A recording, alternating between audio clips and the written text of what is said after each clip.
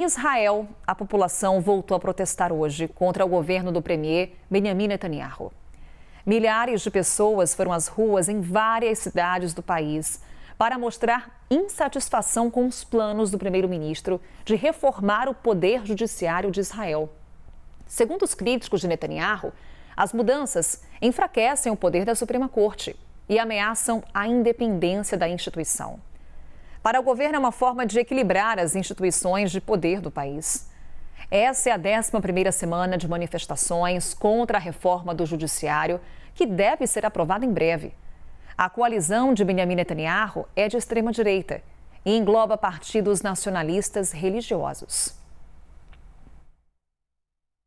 Vamos falar com Rafael Cortez sobre as manifestações de Israel, mais um final de semana de protestos. Rafael, e quando a gente fala em reforma do judiciário de Israel, estamos falando de uma proposta que coloca em risco a democracia.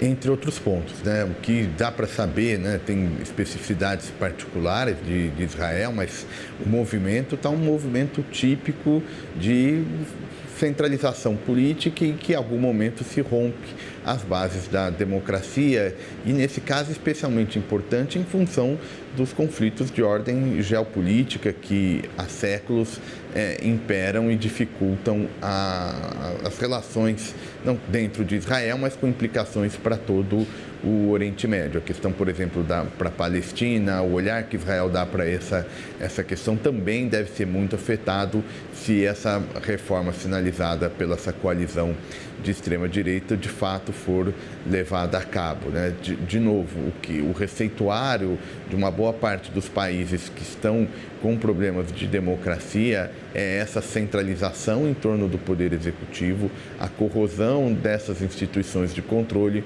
o poder judiciário em particular, e isso em alguma medida vira um ponto de não retorno, né? E especialmente nesse momento que a gente tem visto um aumento de mortes, esses conflitos estão de novo ganhando magnitude, e isso é bastante preocupante. A própria comunidade internacional tem se movimentado, a União Europeia, os Estados Unidos já fizeram algum tipo de manifestação, e o que é bastante expressivo, né, dessa preocupação é o fato de, por exemplo, países aliados de Israel sinalizarem alguma preocupação com o que está acontecendo lá. Então, de fato, é algo bastante preocupante que vale a pena acompanhar para quem quer entender a dinâmica não só de Israel, mas de todo o Oriente Médio.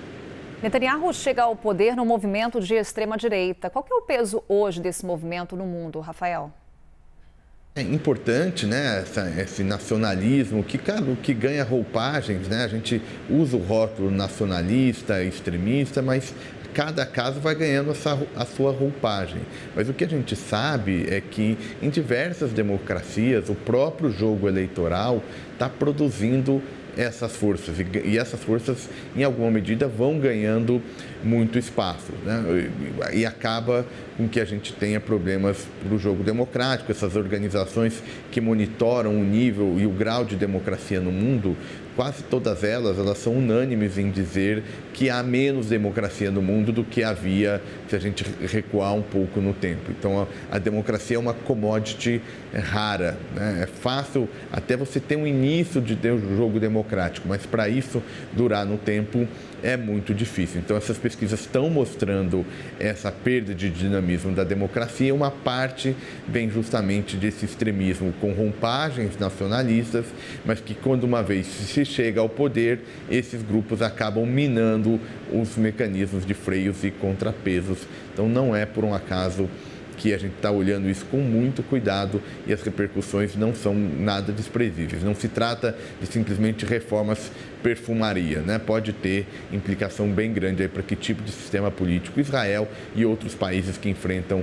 essa situação vão ter daqui em diante. Obrigada, Rafael. Até já.